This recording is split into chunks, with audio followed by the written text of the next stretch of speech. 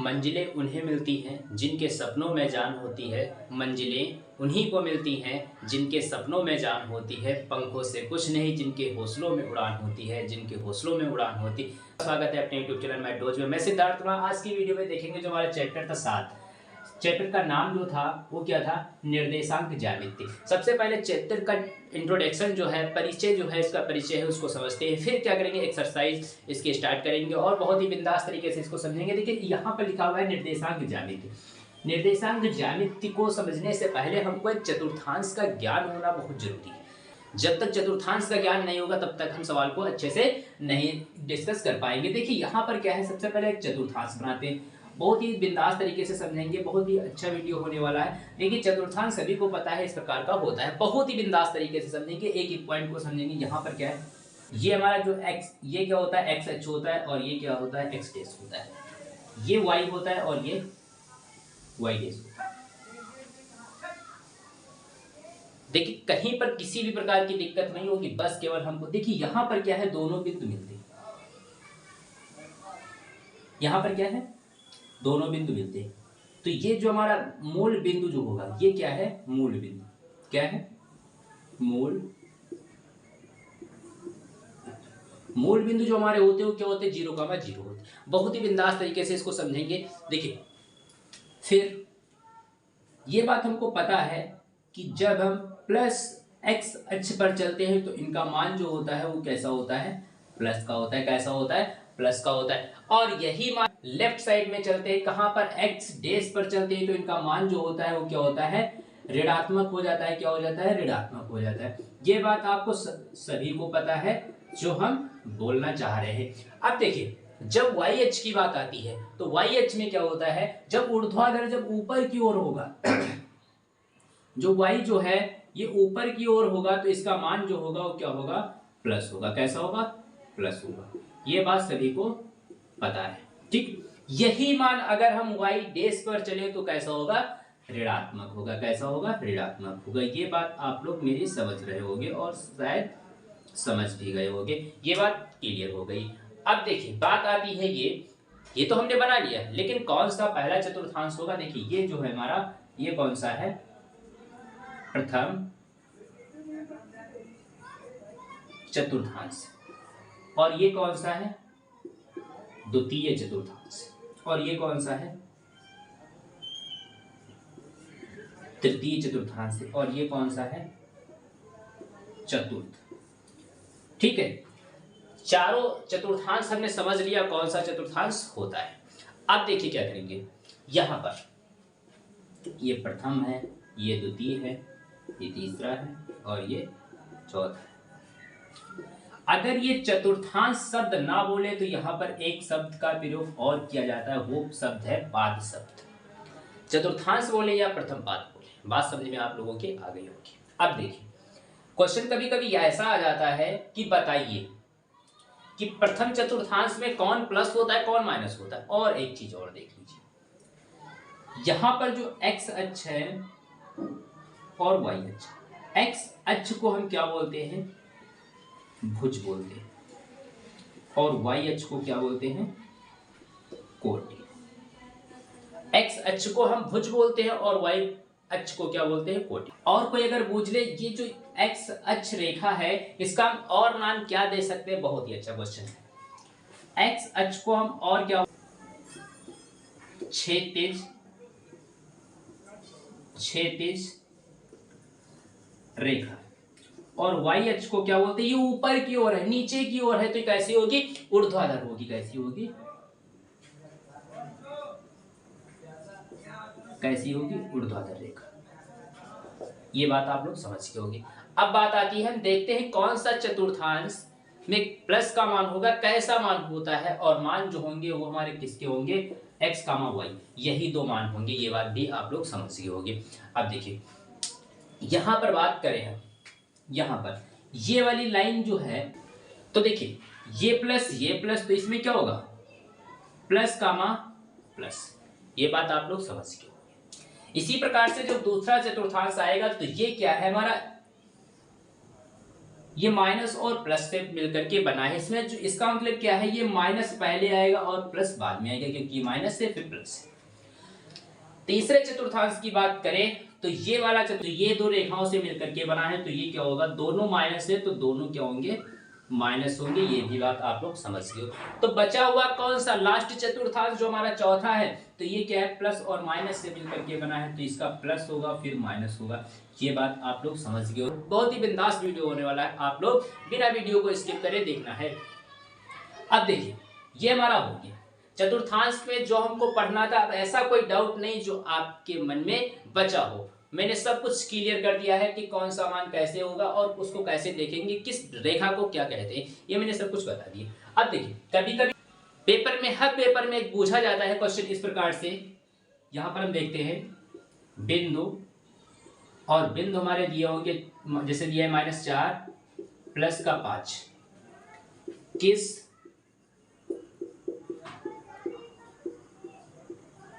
चतुर्थांश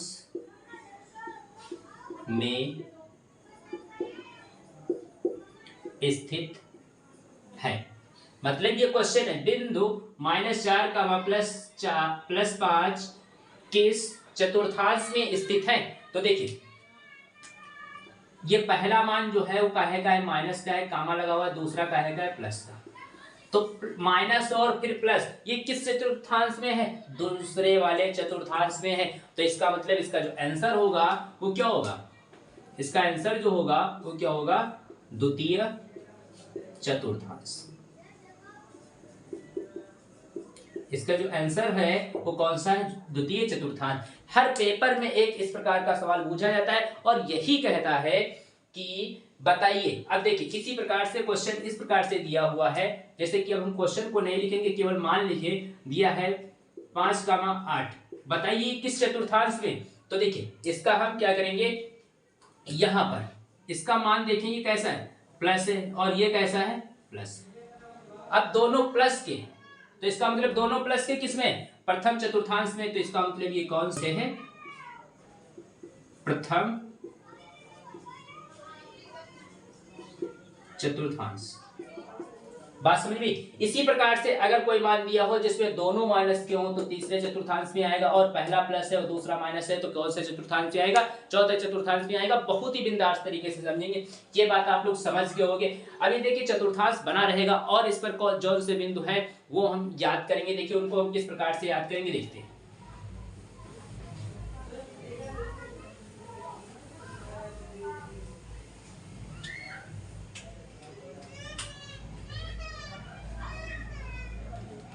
अगर हमसे कोई पूछे, क्या हमसे पूछे कि पहला बिंदु, मूल बिंदु, क्या मूल बिंदु के निर्देशांक, अगर कोई हमसे पूछ ले मूल बिंदु के निर्देशांक कौन से होंगे, बहुत बढ़िया है। मूल बिंदु के जो निर्देशांक होंगे वो कौन से होंगे, 0,0, मैंने यहीं पर बता दिया था। पहला बिंदु हमारा ये हो गया। दूसरा बिंदु है, अगर x अक्ष पर स्थित बिंदु का निर्देशांक, अगर कोई पूछे x अक्ष पर स्थित बिंदु का निर्देशांक जो होगा, तो देखिए यहां पर कौन सा बिंदु कह रहा है, कौन सा कह रहा है, x अक्ष। तो यहां पर क्या होगा, x का मान तो होगा लेकिन y का मान क्या होगा, 0 होगा। ये बिंदु हमको याद रखना है, कौन सा, ये वाला। अगर हमसे कह दे क्वेश्चन कि x अक्ष पर इसका मान क्या होगा, या x अक्ष पर स्थित इस बिंदु के निर्देशांक क्या होंगे, तो x अक्ष की बात कह रहा है तो x का मान तो 0 नहीं हो सकता, लेकिन y का मान 0 ही होगा, क्योंकि y का हमको पता ही नहीं है। तो y का मान क्या होगा, 0 होगा। ये बात आप लोग समझ गए होंगे। अगर देखिए इसी प्रकार से तीसरा बिंदु देखते हैं, वो क्या कहता है, y अक्ष पर स्थित बिंदु का निर्देशांक, अगर कह दे y अक्ष पर स्थित बिंदु का निर्देशांक, तो देखिए यहां पर क्या होगा, यहां पर क्या कह रहा है वाई अक्ष पर, तो इसका मतलब वाई का मान 0 नहीं होगा, नहीं हो सकता है, क्योंकि जिसकी बात कहेगा तो उसका मान 0 नहीं हो सकता है। और यहां पर क्या होगा, 0 जो होगा कौन सा होगा, वाई अक्ष कह रहा है तो x का मान 0 होगा। कहने का मतलब ये है कि अगर x अक्ष की बात कहे, कहने का मतलब ये है कि x अक्ष की बात कहें तो क्या होगा, y 0 होगा, और y अक्ष की बात कहें तो कौन सा 0 होगा, x 0 होगा। ये बात आप लोगों के समझ में आएगा। और अगला पॉइंट देखते हैं, ये हमारा इतना हो गया। अब देखते हैं इसका चौथा बिंदु जो है वो क्या है। देखिए अगला जो होगा, कह दे बिंदु ए व बी के बीच की दूरी। अगर कहीं पर क्वेश्चन जब इसको हल करेंगे, इस चैप्टर को हल करेंगे, तो यहां पर अगर कह देता है कि बताइए बिंदु ए और बी के बीच की दूरी, बहुत ही सिंपल सूत्र है। देखिए कौन सा सूत्र लगाएंगे, b बराबर दो निर्देशांक होते कौन से, एक होता है x और एक होता है y। तो देखिए यहां पर क्या होगा, सूत्र को हम लिखेंगे x2 माइनस x1 का whole square plus y2 minus y1 का होल स्क्वायर। बात समझ में आई। अगर कहीं पर हमको इस प्रकार से सूत्र लिखा दिखाई पड़ जाए, जहां पर आप ऑफलाइन पढ़ रहे होगे, अगर वहां पर कोई इस प्रकार से बता देता है कि x1 minus x2 plus y1 minus y2 का होल स्क्वायर, तो भैया देखिए घबराने की कोई बात नहीं, दोनों सूत्र सही हैं। क्यों सही है, अगर आपको ऑफलाइन वाला मास्टर ये कह दे कि नहीं ये वाला सही है, ये वाला गलत है, या यह वाला सही है, ये वाला गलत है, कुछ नहीं, दोनों सही है। क्यों सही है, हम इसको क्लियर करते हैं। यहाँ पर देखिए, यहाँ पर इसको हम क्लियर करेंगे, किस प्रकार से क्लियर करेंगे।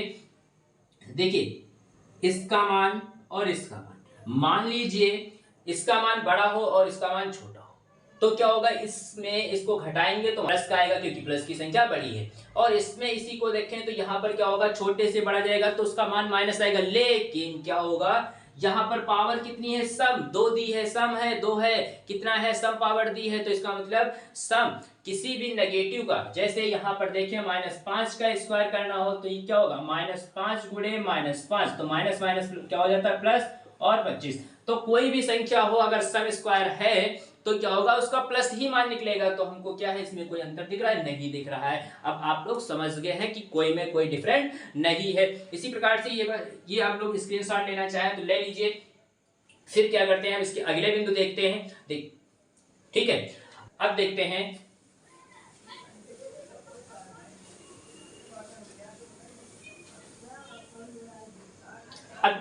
अब इनके अगले बिंदु देखते हैं, उनको देखिए। अगर कहीं पर अगला बिंदु जो है, कह दे त्रिभुज का क्षेत्रफल, अगर त्रिभुज का क्षेत्रफल पूछ ले, बहुत ही सिंपल सूत्र बताएंगे, बहुत ही बड़ा सूत्र है, और उसको चुटकियों में हम याद कर लेंगे तुरंत सेकंडों में। देखिए उसको कैसे याद करेंगे। त्रिभुज का क्षेत्रफल का जो सूत्र होता है वो होता है 1/2। ठीक है, यहां पर एक संख्या लिखते हैं 12, 32, 31, 31। यही हमारा सूत्र है। क्या यही सूत्र है जी? जो त्रिभुज का निकालने का सूत्र जो है वो कौन सा है, 12, 32, 31, 31, 2। देखिए यहां पर क्या है, दो ब्रैकेट लगाइए, प्लस, फिर ब्रैकेट लगाइए, फिर प्लस, फिर ब्रैकेट लगाइए। इतना आप लोग समझ गए। हमने क्या किया, ब्रैकेट, फिर प्लस, फिर ब्रैकेट, फिर प्लस, फिर ब्रैकेट। ठीक है, और त्रिभुज का क्षेत्रफल जो होगा वो क्या होगा, x और y दो पदों में ही होगा। तो x का मान जो है, और यहां पर कहेगा तो तीन पद दिए होंगे इस प्रकार से, x1, y1, x2, y2, x3, y3। इस प्रकार से क्या होंगे, इस प्रकार से तीन बिंदु दिए होंगे। तो एक चीज हमको ये याद रखनी है, कौन सी याद रखनी है, कि यहां पर जो है हम क्या करेंगे, x1 के दोनों मान, x1 के दोनों मान, x1, x2, x3, ये क्या करेंगे, हम ब्रैकेट के बाहर रख लेंगे। x1, x2, x3 तीनों मान क्या करेंगे, हम ब्रैकेट के बाहर रख लेंगे। फिर देखिए क्या करेंगे, दोनों जो ब्रैकेट दिए हैं उनके बीचों बीच में माइनस का निशान लगाएंगे। अब देखिए सूत्र में चलेंगे और यहाँ पर और ब्रैकेट के अंदर जितने भी मान होंगे वो कैसे होंगे, y के पदों में होंगे। तो देखिए यहाँ पर क्या करें भैया, y के पदों में है तो y निकले, कोई दिक्कत नहीं, कोई दिक्कत नहीं। करें सूत्र में देखिए पहले है 12 तो यहाँ पर 1 लिखा है, अगर यहाँ पर 2 लिख ले तो देखो 12 बन गया। फिर कितना है 32 तो यहाँ पर 32 लिख लीजिए, देखिए 32 बन गया। फिर कितना है यहाँ पर देखिए, फिर कितना है 32 बन गया। फिर कितना है 31 तो यहाँ पर 31 2। अब देखिए सूत्र बन गया, यहाँ पर देखिए कितना है 12 और ये मिलकर के कितना बना 32, ये बन करके कितना बना 31, ये मिलकर के कितना बना और ये 2। देखिए यही तो सूत्र था, बहुत ही जल्दी याद हो जाएगी। इससे आसान ट्रिक आपको कोई नहीं बताएगा यूट्यूब पर। तो इस त्रिभुज का क्षेत्रफल निकालना होगा तो क्या होगा 12 32 31 31 2। सूत्र क्या होगा, ब्रैकेट के बाहर x के पद रहेंगे और ब्रैकेट के अंदर y के पद रहेंगे। हमारा सॉल्व हो गया। अब देखिए इतना हो गया। अगर कह दे अंतःविभाजन और बाह्य विभाजन, बहुत ही अच्छा तरीका है। देखिए उसमें हम उसको किस प्रकार से लगाएंगे, अंतःविभाजन और बाह्य विभाजन। देखिए अगर इस प्रकार से लाइन खींची हुई है, एक बिंदु इसका ये दिया हुआ है और एक बिंदु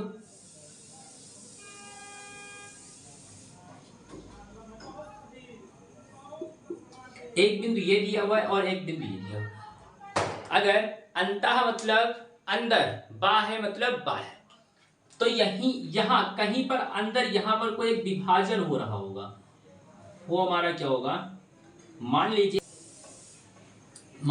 x1 x2 है, x1 y1 x2 y2 और यहां पर विभाजन किसका हो रहा है, मान लीजिए x और y का। जब विभाजन होगा, अंतः विभाजन होगा तो यहां पर इनका जो अनुपात होगा, अभी देखिए ये क्या है एक भाग में बट गया और ये क्या है दो भाग में बट गया। इस प्रकार से अगर अंतः विभाजन, ये कौन सा है अंतः विभाजन, ये कौन सा सूत्र है अंतः विभाजन का। तो देखिए अंतः विभाजन कहेगा तो सूत्र कौन सा लगाएंगे हम, देखिए बहुत ही आसान तरीके से इसको समझेंगे। अंतः विभाजन होगा x2 m1 plus x1 m2 बटे m1 प्लस m2, ये किसका होगा x बराबर, इसी क्या होगा y बराबर होगा। इसमें भी क्या होगा, जहां पर x है वहां पर y आ जाएगा, बाकी हमारा वही रहेगा। तो y2 m1 y1 m2 m1 plus m2। अब देखिए ये क्या है अंतः विभाजन। अंतः विभाजन किस प्रकार से होगा, इस प्रकार से होगा। तो देखिए कुछ नहीं होगा, हमारा सूत्र जो बनेगा वो x बराबर क्या होगा, यहाँ से x और y, तो दोनों के मान निकाल लेंगे। तो अंतः विभाजन जो हमारा ये x y है, इसका मान हमारा निकल आएगा और हम तुरंत जान जाएंगे कि कहाँ पर विभाजन और कितना विभाजन हो रहा है। इसी प्रकार से ये हो गया। अब इतना आप लोगों के समझ में आ गया होगा, ये अंतः विभाजन हो गया। भाई अंतः होगा तो बाह्य भी तो होगा, तो बाह्य विभाजन भी हम पढ़ते हैं। इसका जो है आप लोग स्क्रीनशॉट ले लीजिए, फिर बाह्य देखते हैं।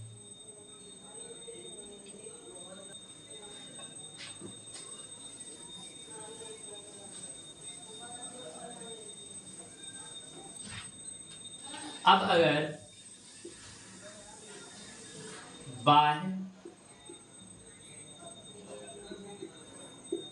अगर बाह्य विभाजन कहे तब बाह्य विभाजन क्या होगा, इस प्रकार से यहाँ पर क्या होगा x1 y1 और यहाँ पर क्या होगा x2 y2। बाह्य मतलब कहीं बिंदु से बाहर विभाजन होगा, तो इसका मतलब क्या है, वो चाहे इधर विभाजन x1 x, y हो या कहीं विभाजन इधर हो। मेरी बात समझ में आप लोगों के आ गई होगी।